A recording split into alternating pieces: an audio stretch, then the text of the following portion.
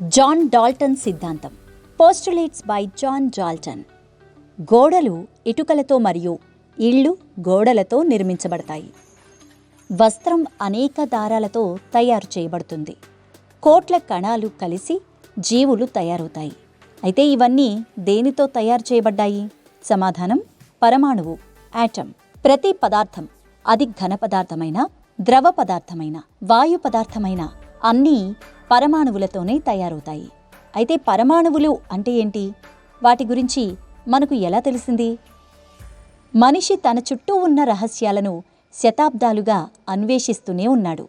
దాదాపు 2,500 సంవత్సరాల క్రితం పదార్థంలోని అతి చిన్న మరియు విడదీయరాని భాగాన్ని కణం అని మహర్షి కణాద్ మరియు డెమోక్రిటిస్ దానిని ఎటామస్ అని పిలిచారు. ఆ కాలంలో ఈ ఆలోచనలు నమ్మశక్యం కానివి. ఆ తర్వాత గ్రీకు విశ్లేషకులు అరిస్టాటిల్ మరియు ప్లేటో వచ్చారు. వారు విశ్వంలోని ప్రతీదీ భూమి, ఆకాశం, నీరు మరియు అగ్నితో నిర్మితమైందని విశ్వసించారు. తర్వాత సుమారు 2,000 సంవత్సరాలు గడిచాయి మరియు కొన్ని కొత్త భావనలు ఉద్భవించాయి. ఇప్పుడు 19వ శతాబ్దపు ఇంగ్లాండ్కు వెళ్లి జాన్ డాల్టన్ని కలుద్దాం. ఆ సమయంలో డాల్టన్ వివిధ వాయువులపై ప్రయోగాలు చేశాడు. 1803వ సంవత్సరంలో కొన్ని సిద్ధాంతాలను సమర్పించాడు.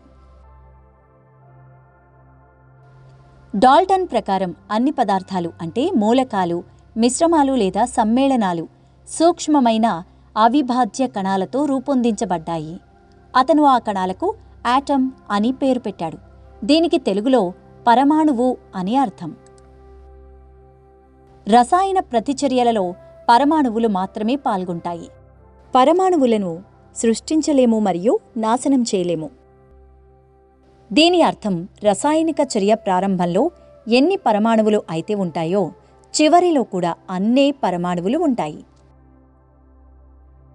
ఒక మూలకంలోని పరమాణువులన్నీ ఒకేలా ఉంటాయి, అనగా వాటి ఆకారం, ద్రవ్యరాశి, రసాయన ధర్మాలు కూడా ఒకేలా ఉంటాయి. వివిధ మూలకాల పరమాణువులు భిన్నంగా ఉంటాయి మరియు వాటి లక్షణాలు కూడా పూర్తిగా భిన్నంగా ఉంటాయి.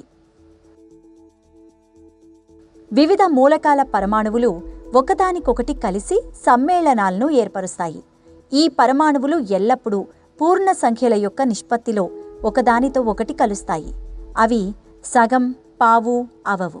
ఉదాహరణకు నీరు అనేది హైడ్రోజన్ యొక్క 2 పరమాణువులు మరియు ఆక్సిజన్ యొక్క 1 పరమాణువు కలిసి ఉండే సమ్మేళనం. ఇక్కడ 1 మరియు 2 రెండు పూర్ణ సంఖ్యలు. మీరు నీటి యొక్క ఏ అణువు చూసినా దానిలో ఎల్లప్పుడూ మీకు 2 హైడ్రోజన్ మరియు 1 ఆక్సిజన్ పరమాణువులు లభిస్తాయి. నిష్పత్తి ఎల్లప్పుడూ ఇదే. జాన్ డాల్టన్ ప్రయోగాల ఆధారంగా ఈ భావనలపై ఆధునిక రసాయన శాస్త్రం మరియు భౌతిక శాస్త్రానికి పునాది వేయబడింది. కాలంతో పాటు అవగాహన పెరిగింది. డాల్టన్ సిద్ధాంతాలలో ఒకటి తప్పు అని నిరూపించబడింది. మీకోసం ఈ పని. డాల్టన్ భావనల్లో ఏది తప్పు అని నిరూపించబడిందో తెలుసుకోండి. ఒక సంకేతం. పరమాణువు నిజంగా అవిభాజ్యమైనదా లేదా దానిలో ఇతర భాగాలు ఉన్నాయా?